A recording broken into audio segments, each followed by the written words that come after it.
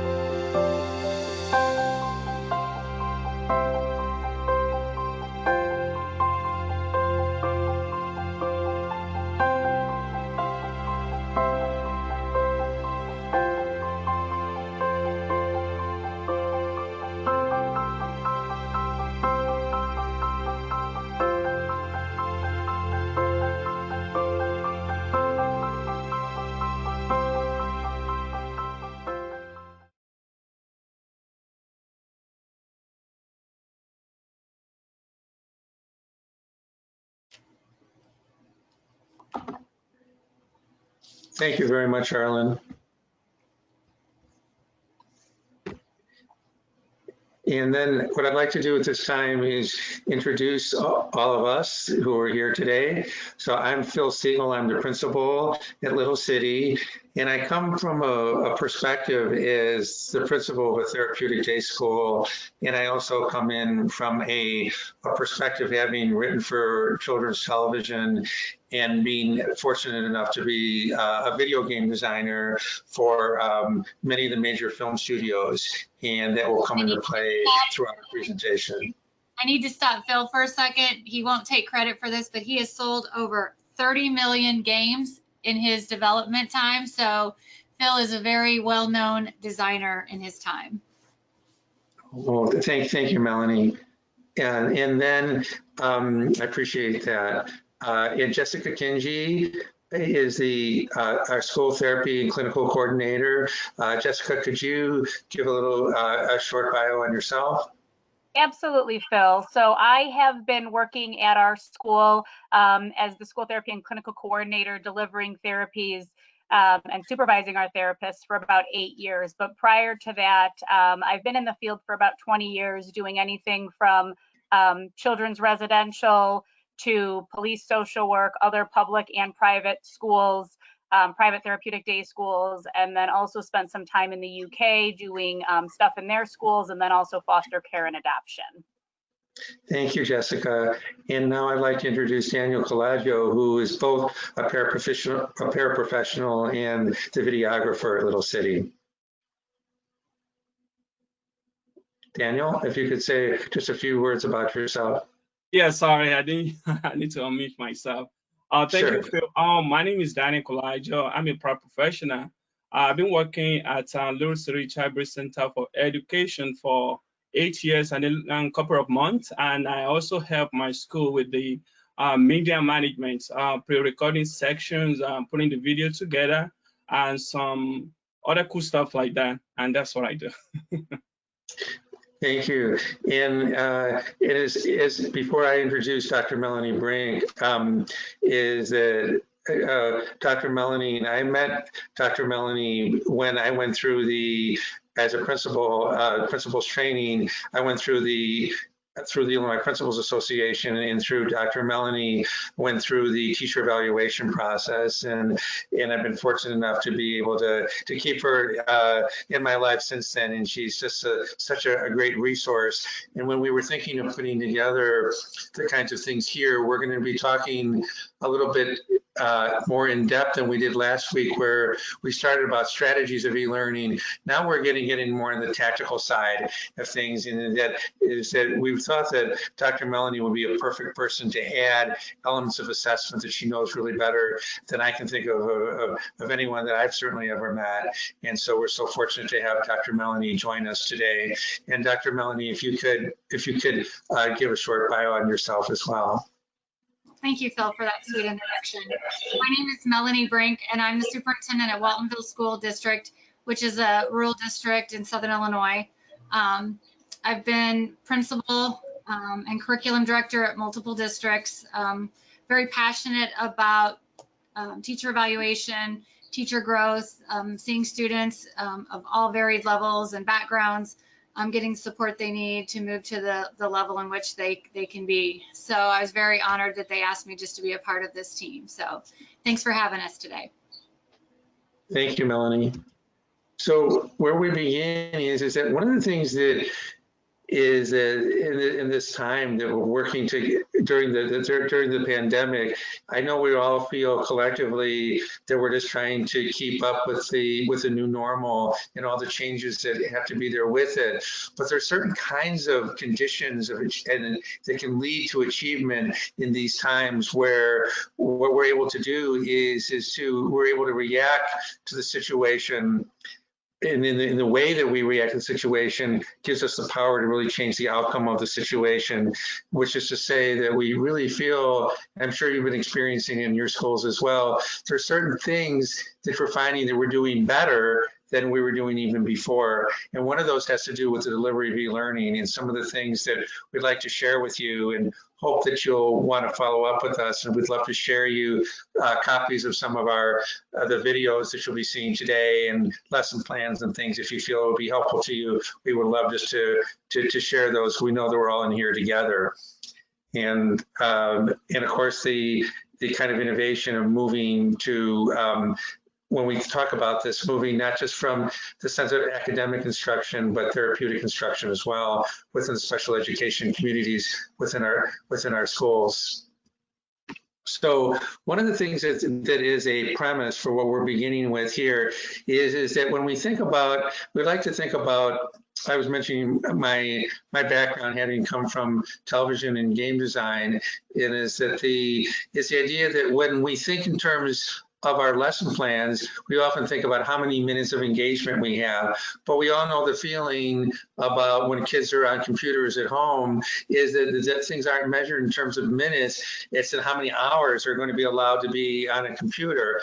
And so that is something that is so in this time a pandemic and this move to remote learning, is that we feel that that's what a tremendous advantage that is working through a medium now that kids, it's really the medium of choice for our students here, and how to take best advantage of that and to create the highest possible levels of engagement.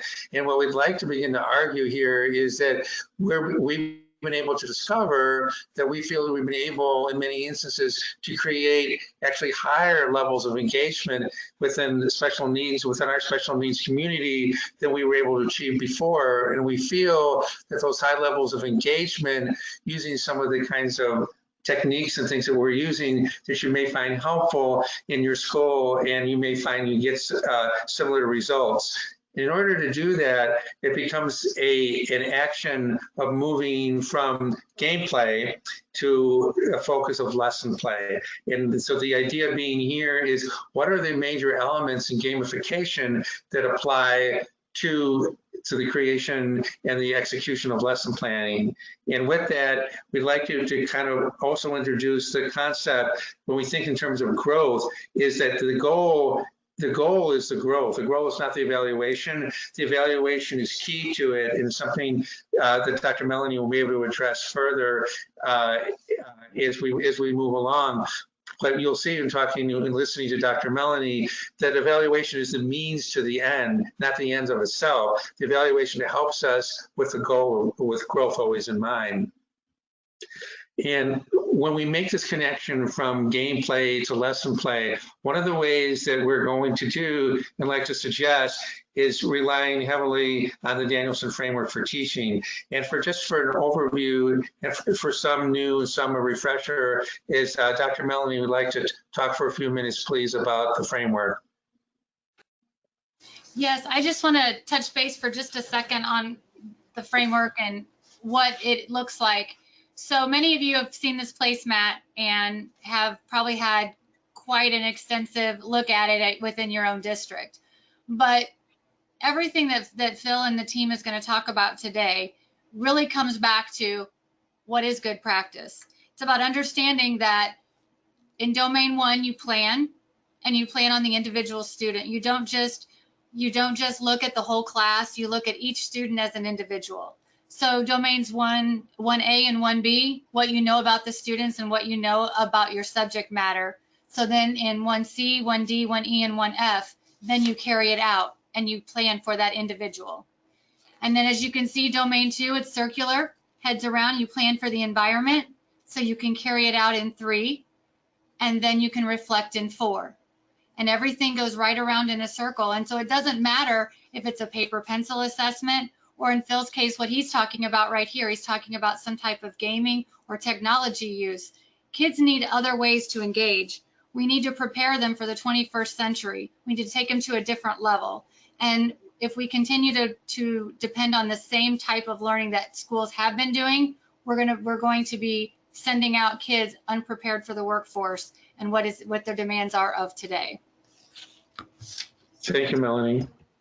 And so again, if you take it, we want to take an overview, and here's an overview from space having to do with the 4 domains of preparation, environment, instruction, and reflection. And to summarize, what we're really going to be looking at is how you can use these academic domains and really see the connection that how these come from gaming. And so what we're really looking at is moving from gaming, which by itself isn't necessarily always a positive, but moving there from gaming to gamification. It's really quite an important distinction to be making, taking the best things from the engagement level from gaming and applying it to academic gamification. And so one of the things that we'll talk about, and something that I had always seen even before I went into education, was the sense of how, without even knowing what these words were, how important in the process of when kids are engaged online, when they're doing a play activity, is how much important preparation, environment, instruction, reflection go. I'm just going to show you an overview here. This is when you look at this here, these are a kind of it's something very familiar. It's from the very first of the Star Wars films, which was Episode 4.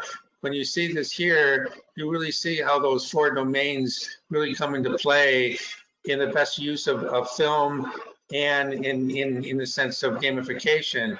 But what the things that Star Wars did in things is that one of the things that that I had learned when, let me just go back here. Oh, sorry, let me just stop that there. Let me just move back out here. Just here, let me just get back in here. Sorry about that. And I'm just moving here to the current slide here. Sorry about that. Is that one of the things that we really had seen here is that one of the first things that when when I started working, I did a fair amount of Star Wars kinds of games that I did through the years, is that when you saw that clip, is there's a sense of the way that that clip prepares you for a universe and a world that you hadn't seen before. In our classrooms, is the way that we prepare our lessons. It's the same kind of a thing to try to create that kind of an excitement. And then the new environments that we see, you saw the kind of environments that you see in gameplay and how you're creating your classroom in those environments, and instruction, the way that the storyline within your, the way that the storyline plays out in a game and play, and how that plays out in the instructions that you're giving, and of course reflection of the ways that we look back, and the continuation and the desire to always want to look for more, the continuation. So the first part of that have to do with preparation. So in preparation, when we think of moving from a sense of play into a sense of instruction in lesson planning, is so we start with preparation. In the world of play, you have a story description, and it moves to posing of essential questions. And in every kind of a game, there's an object, just as there's always a lesson. And then from there, what I'd like to do is, Arlen, I'd like you to please play the first video of a action that utilizes preparation in one of our Little City virtual classrooms. You shake your fingers? Yeah, and shake your hands? Shake that face at you. Shake that face at you. And shake your arms? Time to watch a video.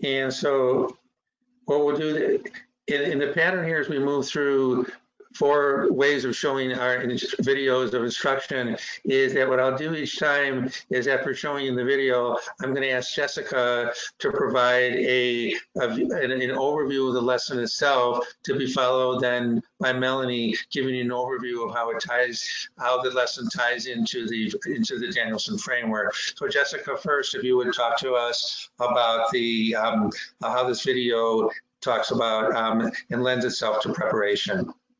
Absolutely, Phil. So what you saw in that video was one of our students who clearly has a lot of energy and likes to be quite silly. And so what the occupational therapist did there was, she was aware of that. And in order to prepare him to receive the speech lesson he was about to do, she did a lot of movement, move your hands, shake your hands. And so it got kind of shook the sillies out, if you will. And then by the time the speech therapist was ready to use the device to talk to him about watching the next video, you saw his eyes kind of light up and him smile over the screen, because he was just in a better place to learn, having been prepared to do that by getting that movement out first.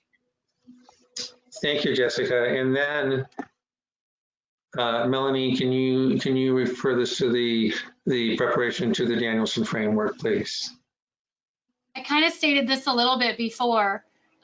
Just to get started, to plan for this, a teacher must know the individual student. They have to know their content. So, of course, in special education, you have to know almost every content. And to know your content, you're going to have to know your students, because every student is that individual student that needs all different types of learning and all different types of subjects. So knowing that student will allow you then, especially through technology, you're going to be able to meet all different sorts of needs. So again, 1A and 1B, knowing your students and then knowing your content will allow you to then set goals, have appropriate resources, have appropriate targets for them, and assessments. And assessments then can also be met through alternate means, besides just a paper and pencil, because I think we also, again, need to see what they're doing along the way. Because as Phil mentioned earlier, it's not about a product in the end, it's about the growth along the way and the feedback that you're giving them so they know what they can do to continue improving.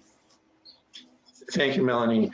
And as we move into the second area of environment, when you think about that, is that the level of engagements here is, this is one of our students who absolutely adores time on the computer, and that like so many kids everywhere. And when we think of the idea of moving from a world of play that holds kids engaged on computers for hours to be able to keep them engaged for 40 and 50 minutes within a lesson, within an e-learning lesson online, particularly special education students, is the stimulus of quick change. For example, we're going to keep on using the Star Wars as an example here, is that I had an opportunity back when I was making some of the Star Wars games to spend some time at the Skywalker Ranch, where there was a lot of talking about storytelling taking place, and in how we would be putting storytelling into the games that we were creating. And you think about the richness of the environments, like a deep space to inside spacecrafts, landing on planets, all the kinds of new journeys, colors, music, sound effects, what everything looks like,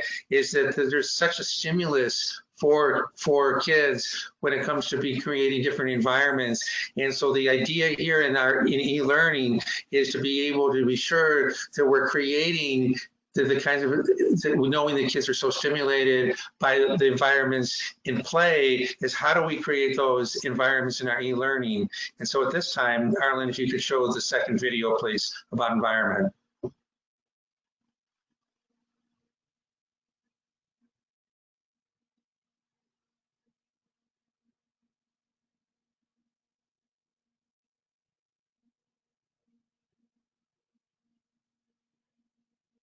One second, Phil. I lost the video when I clicked on it.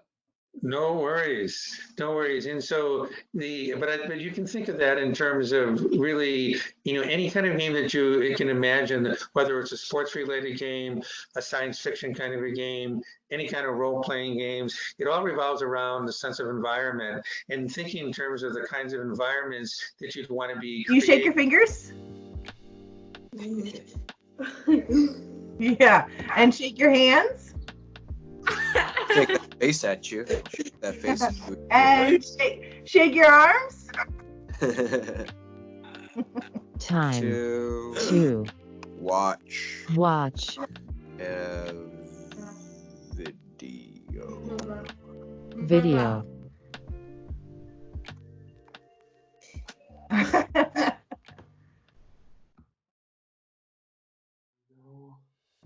What do you do? What are some things you can do if you start to feel bored? I don't know. If I feel bored, I can. What are the things you do? I don't know. I'm going to send your mom some more videos so you can watch the videos of your friends. That's a good thing to be able to do. Listen to. Music. Yeah. Do you ever watch anything on TV? No. Do you ever play games with your brothers, or card games, or board games? Foosball. Foosball?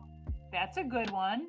Live PD. No, we can't watch that one anymore. That one's Yeah. Sometimes when certain shows rile us up too much, we have to ban them, right? Hey, Ben, do you know what's coming up though? Yeah. Mother's Day is coming up. Maybe if you're bored, you can make a card or write a nice letter to your mom for Mother's Day. What do you think of that? Yeah, that would be really nice. Brain stew. Oh, brain stew. Yeah. So should we ask Mr. Phil if he can learn how to play Green Day for us? Yeah. Oh, that would be so amazing. I bet you between him and Mr. Ben, they could figure it out and we could do a Green Day song. But Ben, do you think that we would have to do the explicit version or the clean version? Clean. Clean, right? Yeah. So you love your workouts with Mr. Lopez and seeing Mr. Lopez. You see Miss Megan still, right? Miss Denise. Do you see Jason for speech? Does Mr. Jason Yeah. call you? Yeah. I think that bingo one really kept him intrigued. That was good. So It's nice to see. It's nice to see all your friends on the screen and all the staff all at once like that. So I'm hoping that those get bigger and bigger, and we send those invitations to like our home base and our foster care and adoption department. So it's people beyond our.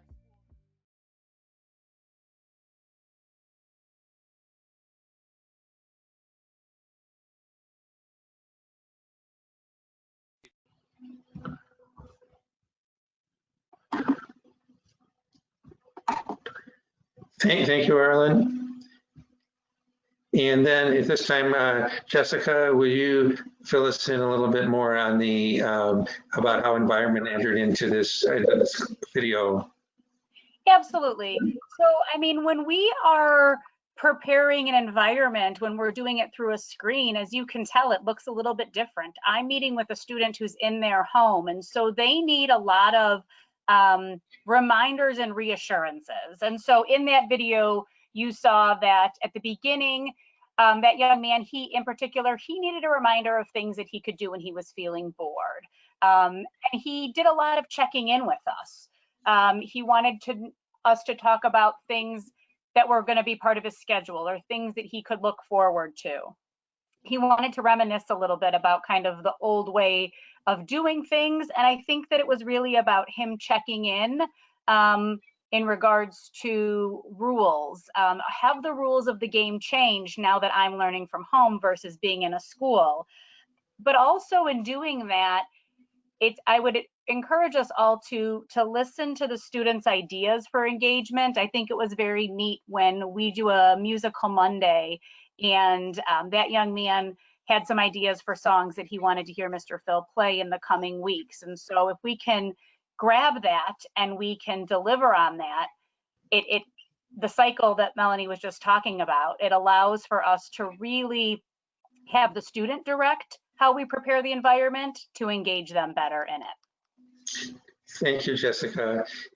And speaking of Dr. Melanie, could you talk us how the environment domain 2 fits into this? Yes, domain 2 is so important. We moved from domain 1, which is your planning and you know your students, and now you have to move into domain 2, which is your whole environment. And thanks to Jessica, we have a little bit of understanding about how the environment plays a large role. 2B, I want to kind of focus on, which is the culture for learning. Having the type of learning that Phil has been talking about in this presentation fosters an independence.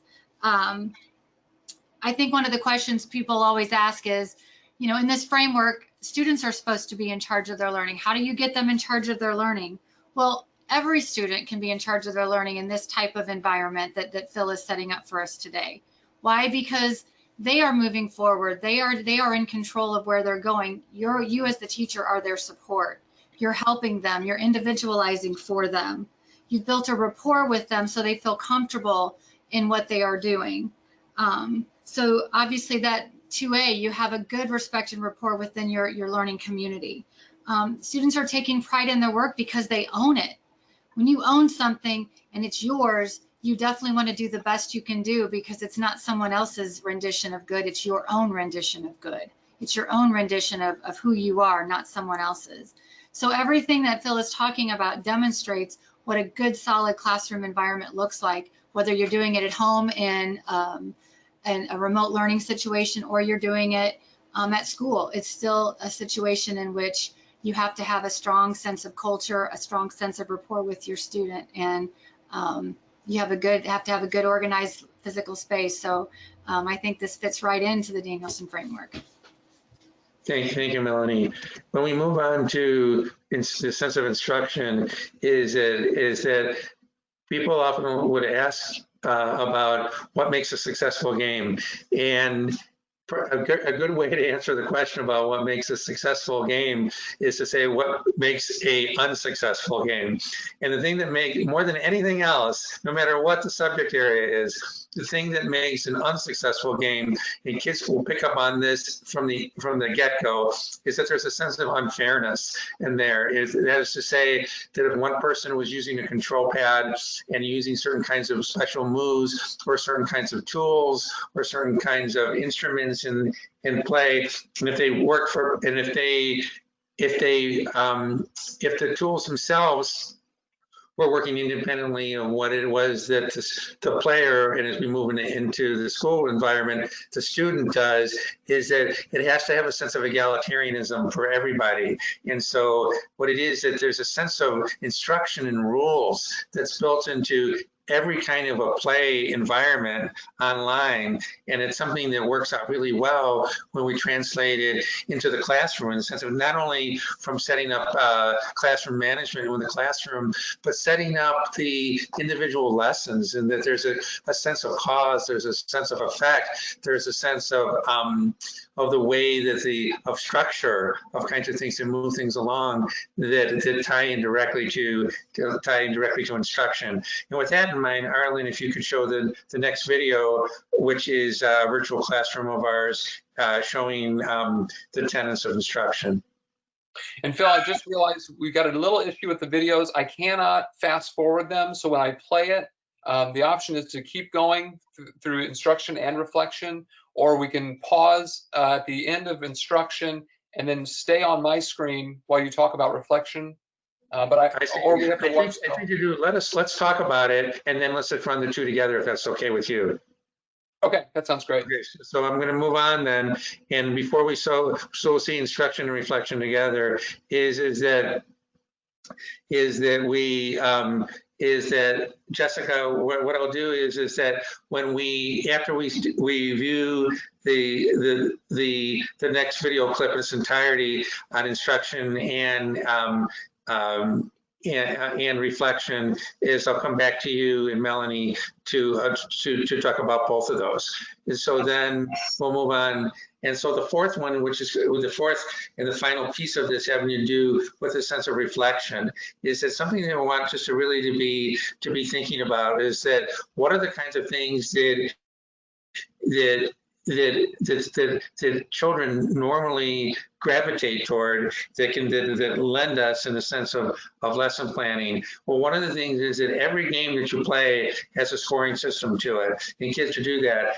And that the scoring kind of system there has to ties in directly to assessment within lessons. And the idea is that the scoring is made to be as a means, when we talked before about growth, and that evaluation is the means of showing growth. Is that the same thing occurs here? Is that when we think in terms of assessment, how does assessment showing growth? It's the same way that scoring shows growth. So what it is there is that the sense of evaluation becomes secondary to the idea of where the growth comes in, and in the evaluation is the means to the end of what happens with growth. So it ties in very directly to the kind of scoring, to the kind of characters, the kind of relationships that are there. All those things tie in directly within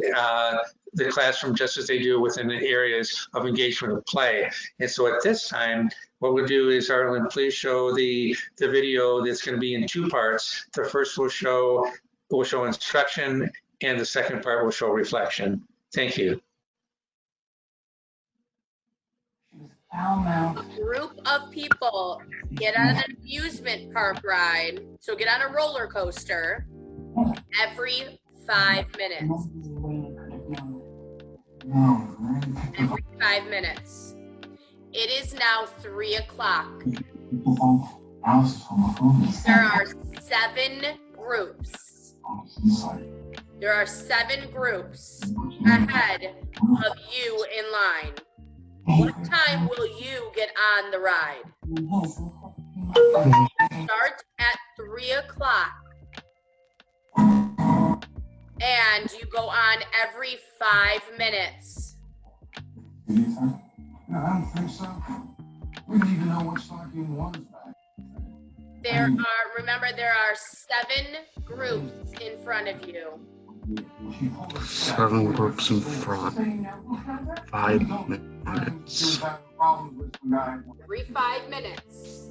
He said she was crazy, moving around. And you believed him?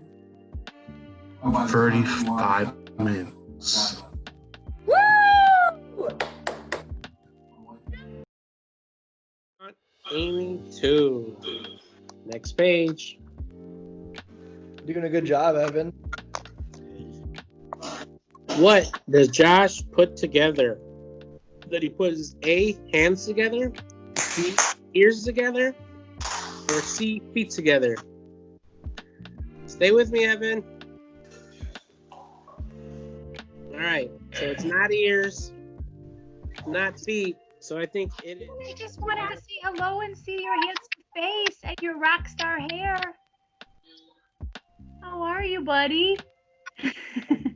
Happy.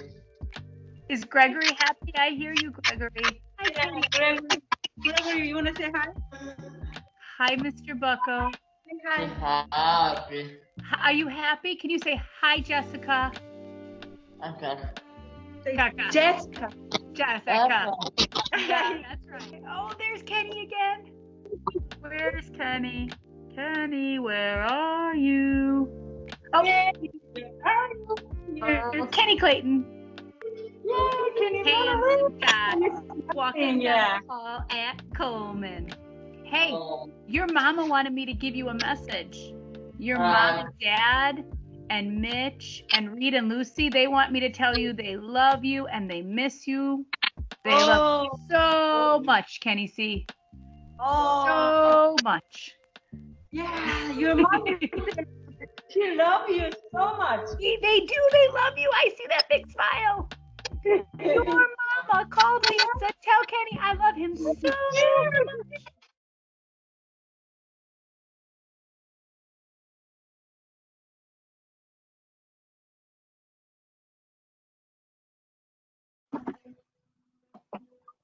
So I think when we you can very evidently see in those, you can really see, and Jessica, I'd like you to go into a little bit more depth for us, but I think you guys can really see the connection between a sense of engagement in play and the exhilaration and the pure joy of play, and how that can become a pure joy of instruction and inflection as we take those elements and we apply them to the classroom. And so, Jessica, can you elaborate a little further on that, please? Absolutely. I'll go back to the instruction one first. And so in that particular video, we saw one of our teachers, Miss Megan, with a young man, Daniel. And Daniel is actually a student who had select mutism, dealt with a lot of bullying before he came to us. And so he can be very quiet at times, and he can be very vocal at times. And I think for him, his biggest struggle is about kind of that just right fit. So I don't want something that's too babyish, but when something's too hard, I shut down. And so Megan was going over and over again to help be the vehicle for success for him getting that math problem wrong or right, which was truly difficult for him. You could see kind of how he processed it and how many times she needed to say it. Because we wanted him to see the benefit of knowing that and kind of knowing what the end goal was. And story problems really help with that. But at the same time, you need to do it in a way that kind of enables that success. That was later on through the weeks. So we started with things much simpler, and we got to things where he felt like it was challenging, but with our support, he could still be successful in that instruction. Thank you, Jessica. And before we go on to your thoughts on reflection of that, is that Melanie, if you could come back to us and talk to us a little bit about instruction and the connection between instruction way from play to moving from instruction then into the classroom. Absolutely. So we've moved now into domain 3 in instruction, as Phil just said. I'm going to go back for a second to Phil. Initially, you kind of talked a little tiny bit about Star Wars, just a brief mention. And I think this really kind of comes into play here just a tiny bit, because when Star Wars, a lot of you probably are Star Wars fans because it's still a big hit and there's new park at Disney on it. So I'm going to come back to him for just a second because I think it fits really well here. When Star Wars came out in 1977, George Lucas was kind of a newer face in the industry, and he had a really low budget for this movie. You got to remember, it was coming out of the 1960s where this was a Star Trek generation, and he was trying, and Star Trek actually was made with strings and models, miniature models. And George Lucas had this big vision, and if you guys go back and watch the original Star Wars movies, it doesn't look the same as it does now. Now it's a little bit more real life, as I guess you would say. But he was hoping that people would use their imagination and fill in the gaps of what it really looked like in space. So he said that he would come back and revisit those movies and keep adding to the plot and keep adding to the script. That's exactly what instruction is like, guys. If you do what we're proposing and offer that to your student, it's like a script. Students can keep adding and adding. There's no right or wrong. We're not trying to say, this is a right answer, this is a wrong answer. It's not. Students can keep revising. George Lucas asked for feedback. That's what he wanted. He knew the first version wasn't going to be the best, and he wasn't satisfied with it. That's why he kept going back to the drawing board. He wanted critic feedback. He wanted more technology. That's what we're asking here. More technology, more feedback for students so they can continue growing. They can continue growing at their own pace with the support of their teachers. That is what quality instruction looks like, just like this. That was amazing, Melanie. When I go back and I watch this video, that's going to be a highlight for me when I go back and I review the webinar here. That was so well said.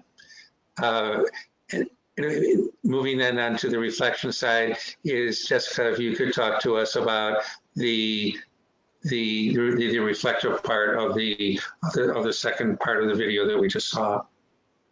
Absolutely. You know, sometimes in the moment we kind of need to be able to reflect and rethink expectations. So in the first video, you saw a para reading a story with a social worker present and a young man, and you could see him getting a bit agitated. He started to engage in some self-injurious behavior.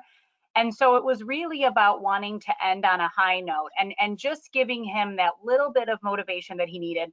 You know, hang in there, Evan, we're almost done, you're doing great, and being able to get through the lesson. And maybe if we have 10 questions and we start to see that in a student, well, maybe those 10, only if 3 are going to be successful, maybe we alter the number so that they can end feeling that they've accomplished it and not that they left 7 problems unfinished. And then we move into that same situation where I was meeting with one of our students who has a lot of high support needs, is nonverbal.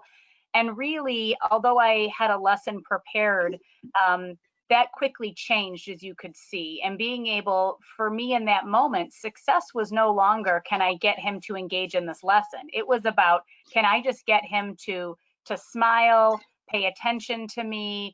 You saw me doing some peekaboo with him.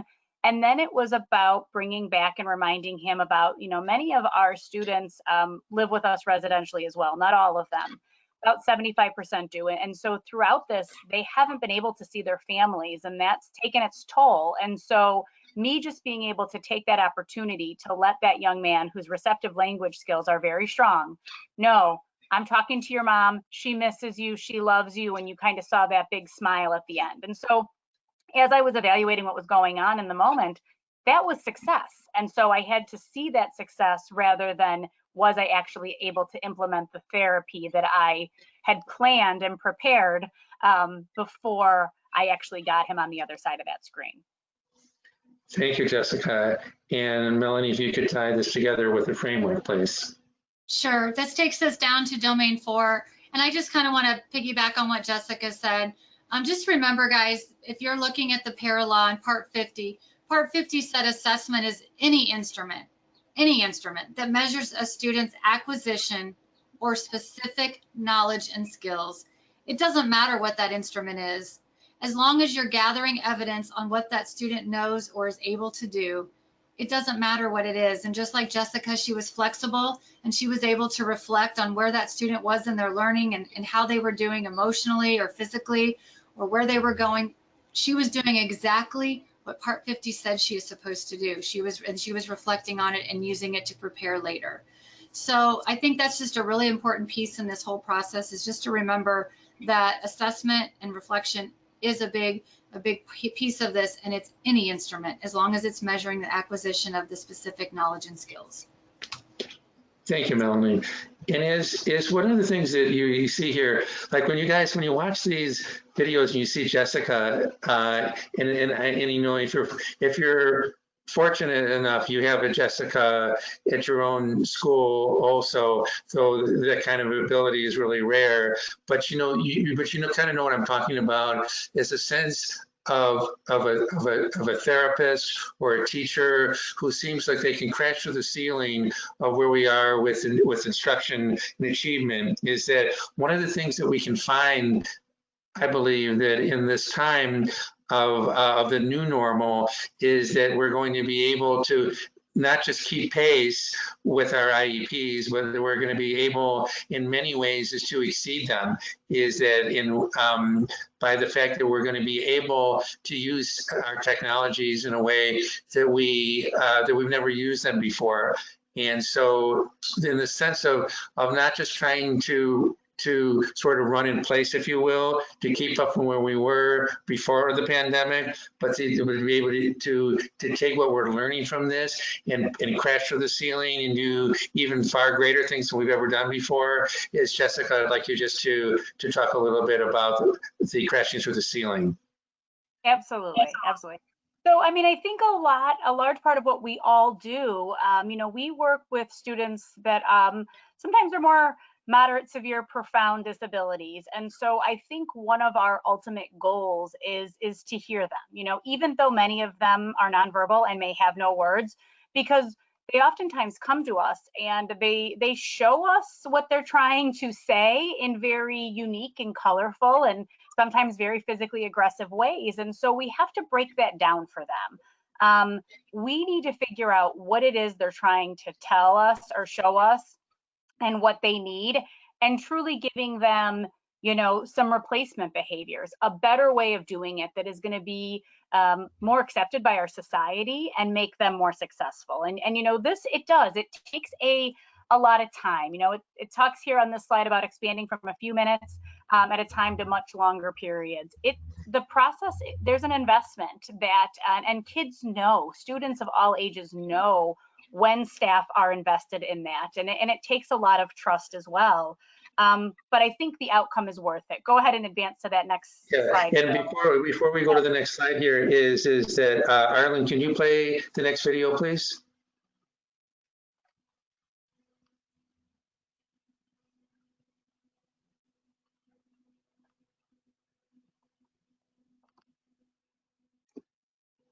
Have you seen the videos Mr. Dan and Mr. Zach have been doing, like the cooking videos? Has Miss Megan sent you those? She said she sent me them, but I have not watched them. Got it. You should watch them sometime. So you miss your friends. You probably don't miss the boring work and the things about school that you didn't like anyway, right? I kind of miss the work. Different, like you said, from online to in person. Yeah. Different. You have been doing so much better at answering questions when people ask them to you. And I think the more you practice with us and the more confident you are in those answers, the more real they're going to seem when you have to do it just with someone that's not us. Because you have a lot of cool things to say. It's just sometimes pulling it out of you, right?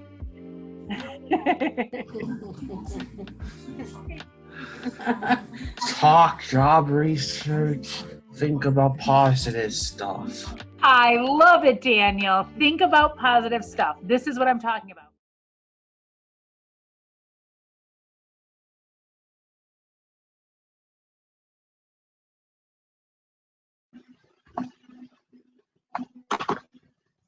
Thank you, Arlen.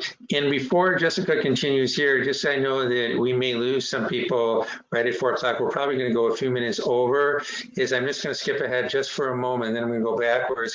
Is that what we want to be able to do is to encourage everyone, if they'd like to see copies of our lesson plans, some of the strategies that we're using both academically and therapeutically, and whether you'd like to see some of the tape sessions that we have, please reach out. On the slide here, you can see my email, which is psiegel@littlecity.org, and we'd love to be able to, knowing that we're all in this together, we'd love to be able to reach out to you and share resources with you. Thank you. And so just going back here, is that, Jessica, we just to kind of continue where you were there about new ways of doing things through e-learning. Absolutely. So Daniel was someone who at the beginning was very angry. He was mad that he wasn't in school and that, you know, COVID separated him. And it took, I mean, that clip that we just showed was really about kind of showing the progression of sometimes, you know, students really need us to, allow them to be upset or maybe not want to engage. I asked him at the beginning if he had opened up something his teacher sent him. No, I think she sent it, but I didn't open it. You know, I'm not doing this kind of attitude. And then through that, I talked to him about kind of the importance of him talking. They were preparing for mock interviews for jobs. He really wants a job. And so that's motivating to him. So then, you know, reminding him of the importance of using his voice and really getting him to a point where intrinsically he felt, you know, motivated by trying to shift his perspective. Because, you know, as we all know, it's okay to be grumpy and angry about the situation, but then we have to move on and figure out a way to work with it. And so that's truly what we were trying to show there in terms of that process. You can go ahead and advance to the next slide, Phil. So it's just this combination, you know, it's us showing them how to do it, us reminding them and helping them make sense of the world. You know, I think how we as adults react to the situation truly has the power to change the outcome. And so I think that when we can relay that to our students in an effective way and help them kind of make sense of the world and everything that's going on right now, it's only going to make them better and probably the best versions of themselves when this is all gone and we're back to in-person learning. Thank you very much, Jessica. And then, Arlen, can you play the last video having to do with the editing process? This is something that's so important, is that, and Daniel will talk more about this, our videographer, but the ability for both staff and students alike, or particularly for staff, to be able to see themselves on camera, and the way that of showing your much like a golfer wanting to see what his swing looks like, and for the ability for our students to be able to progress from paper-based portfolios into electronic portfolios, which is a movement, of course, that's been gaining a lot of steam throughout the country. So Arlen, if you could show the last video, and then we'll introduce Daniel. Puss in Boots. Let's delve into our story for the day, shall we? Once upon a time, there were 3 brothers named David, John, and Bruce, who were the sons of a poor miller. The miller did not have much to leave his sons, and when he passed away, all that was left to divide between them was the mill, a donkey, and a cat. The mill was left to the eldest son, David. The middle son, John, inherited the donkey. And Bruce, the youngest, ended up with the cat. "What good is a cat?" cried Bruce. "I can't even afford to feed the poor animal." Aladdin, good. Much to Bruce's surprise, the cat began to speak. "Dear sir, you have nothing to worry about," the cat assured him. "All I require is a sack and a pair of boots made specially for me.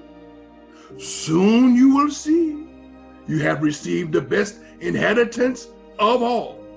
You're not as unlucky as you think that you are."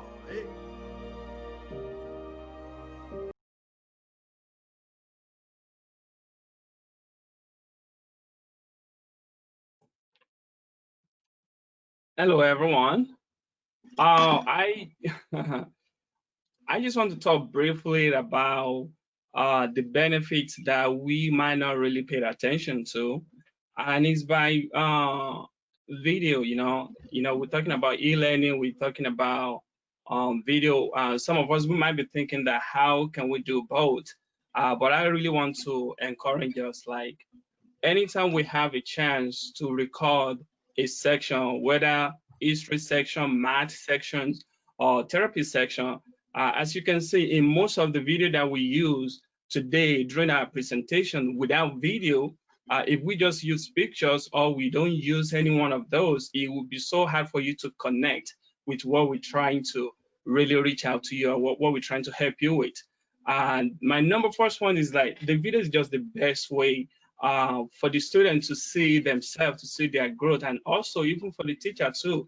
Like after you have that section with the kids, it's really a great way for you to review yourself, to see what are the things that you are doing good with, and it also helps you with the growth. It's a kind of it's a reminder to know what is working and what is not working, so that when you get to the next class, next section, you'll be able to adjust yourself. And I want that takes us to like second point. Like let's think about it, like all these athletes, right?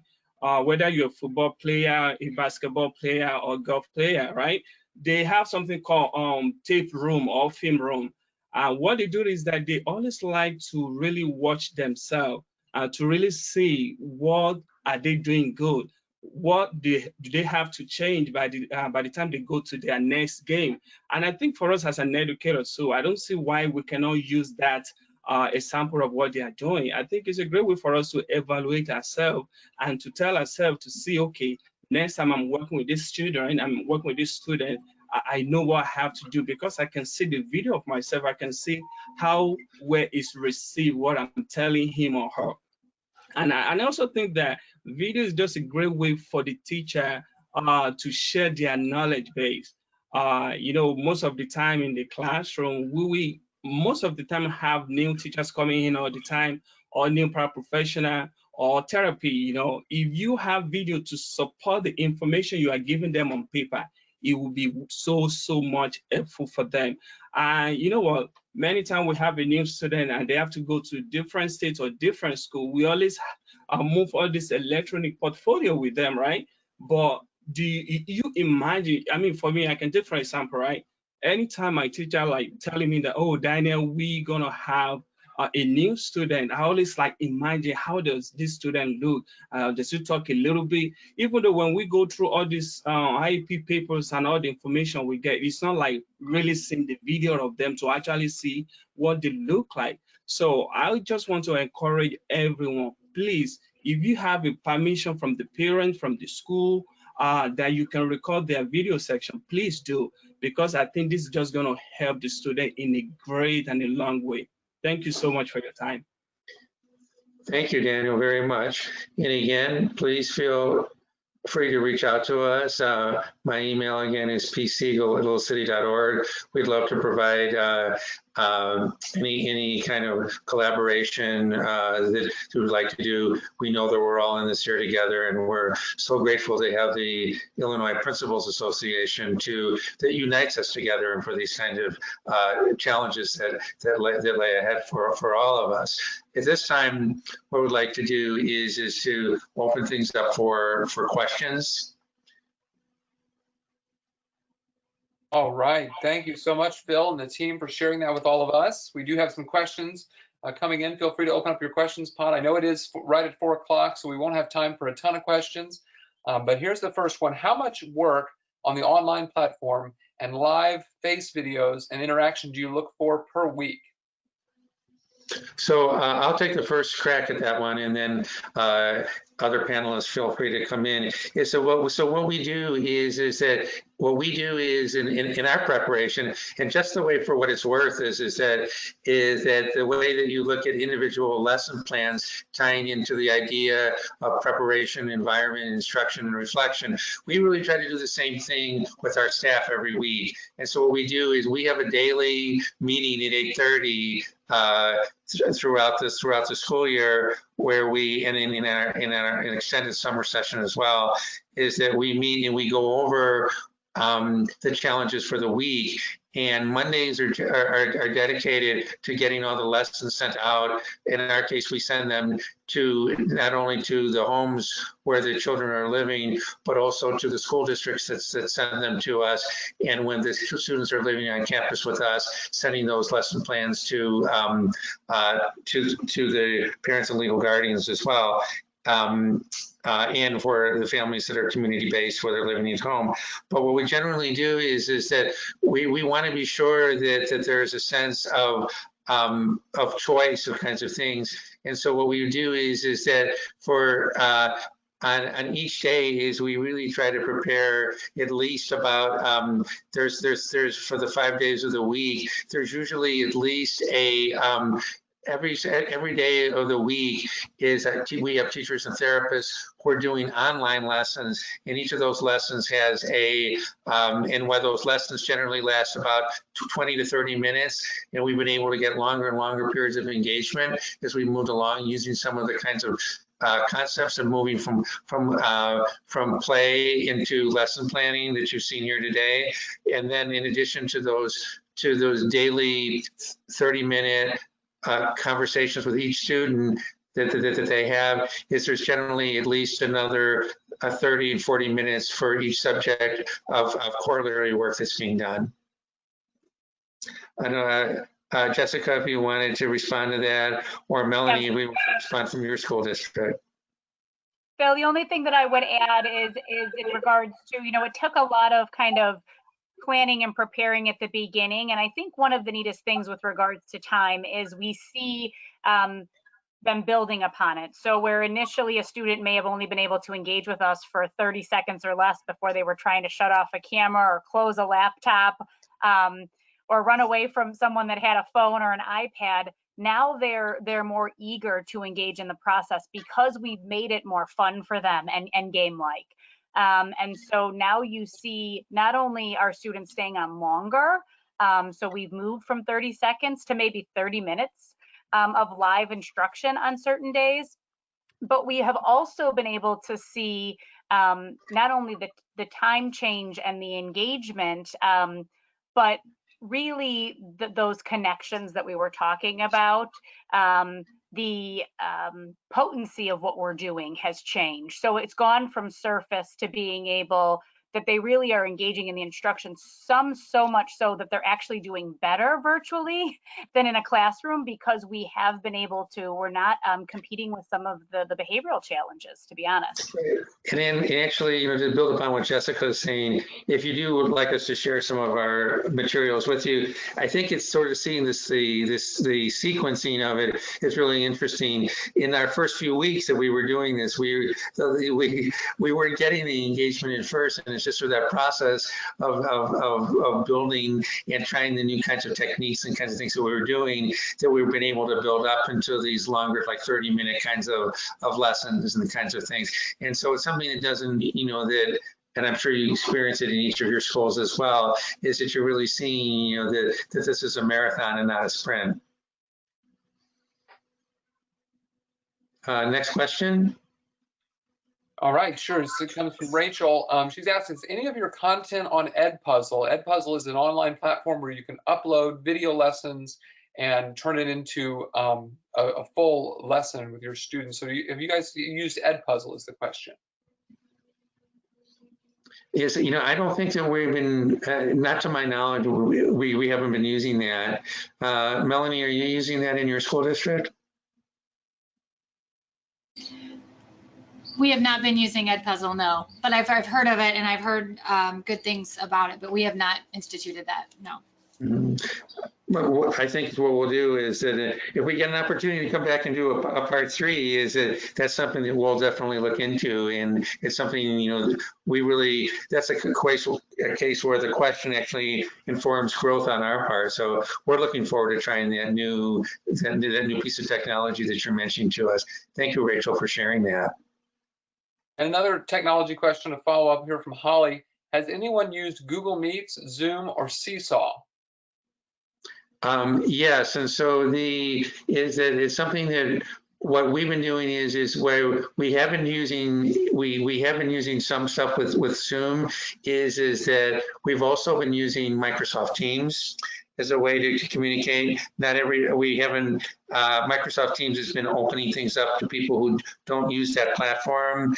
But in the beginning, when it wasn't open to all, we were utilizing Zoom a lot, and we've certainly been using them for the conducting of our IEPs.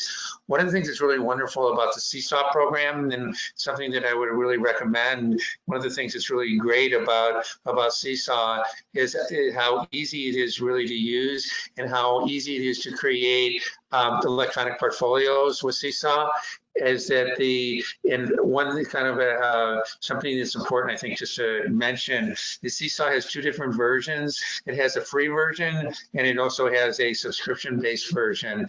And that, but for the free version, which I would really recommend trying in the beginning, you can do a great deal with the free version first. Is that something that happens with the subscriber version is that it allows you to share it with more people. So for example, for an internal use, is the Seesaw program is really great. Just at the touch of a button, it makes it very easy to record the kinds of sessions that you're doing.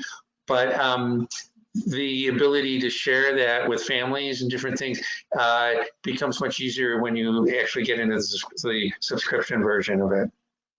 But just to summarize, just one again, is what Seesaw does. It allows you to. It's a very easy, much like a game. It has a very easy interface that at the press of a button allows you to record and to save. All you need is a camera on your phone, and you're able to use Seesaw. Phil, I would just like to add that what we've also done, I mean, a lot of the things that people have mentioned, we've been trying to create a portfolio of resources, which started as just kind of this ever-growing Word document, because then if a family calls and they need more math materials, or they're really looking for something like this, as we move into our summer session, we've actually cataloged our 7-week summer session into 7 different themes of summer.